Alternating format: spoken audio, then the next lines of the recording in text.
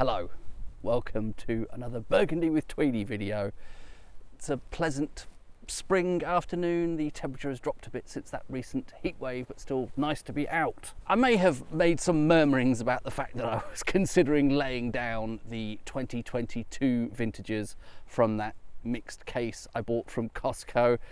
That never happens in practice because the alternative is I'd have to go through that whole rigmarole of ordering more wine, and it's just such a pain sometimes doing those online deliveries. So I am going to try at least one of these now. I thought this might be a good sacrificial lamb, as it were, because it's just the Bourgogne from 2022 from, as a reminder, that producer Confuron Gindre. This was, I think, was it still the same price? I'll put it on screen. If not under 20 quid, it was around 20 quid. So if this is far too young, then it's not so much of a great loss.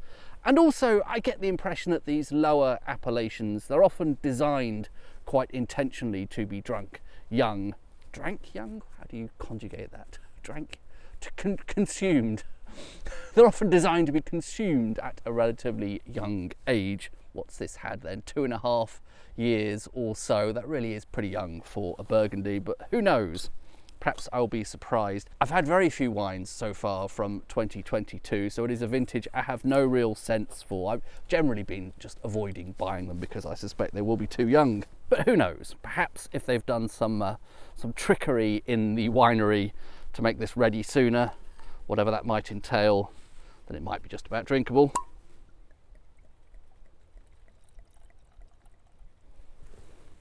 Looks a little bit on the ever so slightly thin and pale side. I know this doesn't always come across on camera particularly well, but that's not necessarily a bad sign. I'm definitely not getting a sense of a deep black, jammy sort of a wine. And it does seem to be this pattern. I don't remember the vintage report for 2022, but it does seem to be this pattern that even number years in recent vintages are a little bit hot. So if that's not thick and black, then that's probably a good start. First nose there, actually quite nice. A little gentle hint of cherry. Haven't even given this a swirl yet. I'm getting a really nice, fresh little burst of cherry there. I wouldn't even say that's extremely subtle. It's pretty obvious that that's there without having agitated that to aerate it. So see if anything develops. With a bit of a swirl, that seems to have become richer, a little bit more intensified, but we're definitely talking cherries here. I'm really sure the fruit bowl is filled with cherries. Life is a bowl of cherries. That is a very promising start for such a youthful and inexpensive wine. On further nosing, there is a little bit of something woody there actually as well, in quite a nice way, and almost a very vague hint of something cigar-y or tobacco-y, but also veering slightly chocolatey. Is there ever chocolate flavoured tobacco? Is that a thing? I don't know. That's subtle though. Predominantly I'm getting cherries there, and I'm liking what I have on the nose there. Very nice.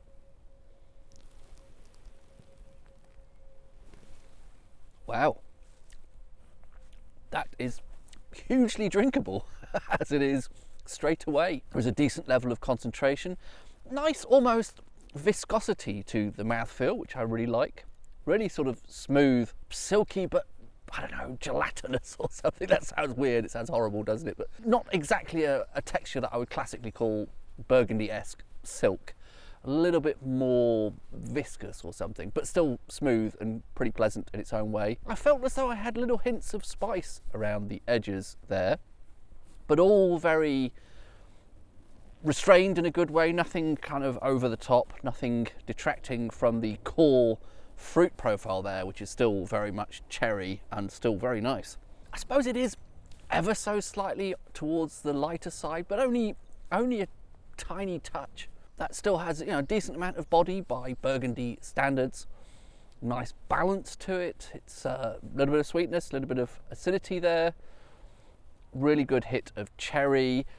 Tannins, possibly tiny hint of tannins around the edge, but everything there is in surprisingly good shape for such a youthful wine. Very impressed with that. From the first sip, I think I actually prefer this to the 2021, to my surprise. You'd think that's had an extra year, it would be doing a bit better, but that's just very nice off the bat.